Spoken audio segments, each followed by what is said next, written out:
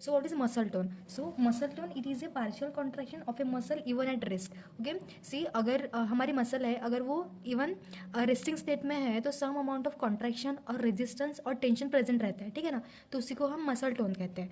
अब जो muscle tone है वो इंक्रीज भी हो सकती है या फिर डिक्रीज भी हो सकती है. तो अगर जो टोन है मसल की वो रिड्यूस हुई है तो हम उसको हाइपोटोनिसिटी कहेंगे. ओके, अगर वही टोन इंक्रीज हो रही है तो उसको हम हाइपोटोनिसिटी कहेंगे. सो एक टर्म हम यूज़ करते हैं, that is flaccidity. So what is flaccidity? It is absent of tone. जो मसल की टोन होती है वो पूरी तरह से एब्सेंट होती है. ओके, कंफ्यूज नहीं होना है कि हाइपोटोनिसिटी क्या है और फ्लैसिडिटी क्या है. हाइपोटोनिसिटी में क्या हो रही है, जो टोन है वो रिड्यूस हो रही है लेकिन थोड़ी सी प्रेजेंट है. फ्लैसिडिटी में पूरी तरह से एब्सेंट है, ठीक है.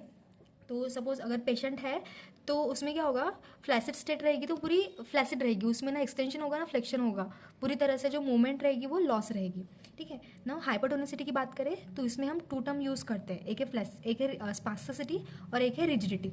Okay, so now spasticity, see what happen in spasticity. अगर पेशेंट में स्पास्टिसिटी है तो उसमें क्या होगा, एक तो उसमें वन ग्रुप ही इन्वॉल्व होता है इन स्पास्टिसिटी. तो जो पेशेंट की एक्सट्रीमिटी रहेगी वो तो एक्सटेंशन में जाएगी या फिर फ्लेक्शन में जाएगी, ठीक है.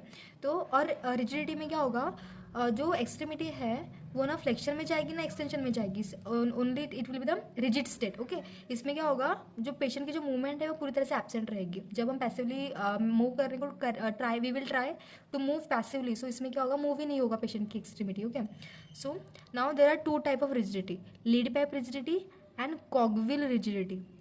तो लीड पाइप रिजिडिटी क्या है, it is a uniform constant resistance felt by examiner as extremity is move through the range of motion. जब हम सपोज ये एक्सट्रीमिटी में मुझे फ्लेक्शन एक्सटेंशन परफॉर्म करना है through out the range of motion, तो इसमें क्या होगा, वही है, इसमें ना फ्लेक्शन होगा ना एक्सटेंशन होगा, पूरी तरह से रिजिडिटी प्रेजेंट रहेगी, uniform and constant. So it is a lead pipe rigidity.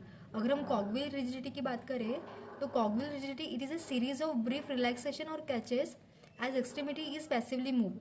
अगर मैं ट्राई करूँ पैसिवली मूव करने का तो इसमें क्या होगा, हल्का सा कैच एंड रिलीज हमें मिलते जाएगा. मीन्स अगर मुझे फ्लेक्शन एक्सटेंशन करना है, मुझे टोन चेक करनी है, तो मैं फ्लेक्शन एक्सटेंशन परफॉर्म करूँगी ना, तब मुझे क्या होगा, ये रेजिस्टेंस फील होगा.